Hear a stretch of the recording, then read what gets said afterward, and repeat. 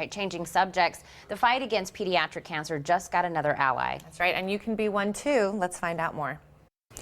Every 36 minutes, a child in this country is diagnosed with cancer. Now, sadly, today, only 4% of federal funding for cancer research is dedicated to childhood cases. To raise awareness for the urgent need to find a cure, one auto manufacturer is steering in the right direction to drive out pediatric cancer. Joining us to share more is Pediatric Oncologist Dr. Weiner and Sean Adams, whose daughter Hannah beat cancer thanks to these medical advances. Welcome, gentlemen. Good morning. Good morning. Now, doctor, what makes pediatric cancer so different from adult cancers?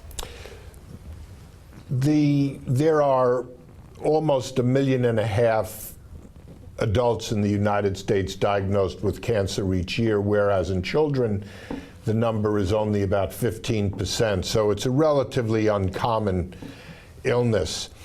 The types of cancers are also different. In children, the most common illnesses that we see are leukemia or brain tumors, whereas in adults, the most common cancers are carcinomas of organs such as the breast, colon, lung, prostate, and the like. Also in children, the cure rate today approaches 80% regardless of diagnosis. And in adults, although the cure rate is ever increasing, it's only about 60 to 65%. So we seem apparently statistically to do much better in our cure rates in children. I think this is in large measure to a group such as the Children's Oncology Group and organizations such as Hyundai Hope on Wheels, which gives vital support for pediatric cancer research. So speaking of Hope on Wheels, how is it that a car company got involved with pediatric cancer, and really how have they helped bring us closer to a cure? The program started in 1998 in Boston when a group of dealers in New England got together and wanted to do something for the Jimmy Fund, which is at the Dana-Farber Cancer Institute. Hyundai USA then embraced this concept and spread the program nationally, and in 2006 formed Hyundai Hope on Wheels. And to date, they've raised more than $115 million and have given this money, and I might say in a competitive fashion, to support the best and the brightest in their quest to find new treatments and new discoveries with respect to child and adolescent cancer. And Sean, what can you tell us about how childhood cancer actually affects your family? It's a great question, and that's something that all families that have gone through this terrible disease they encounter. You go through a range of emotions. You're angry.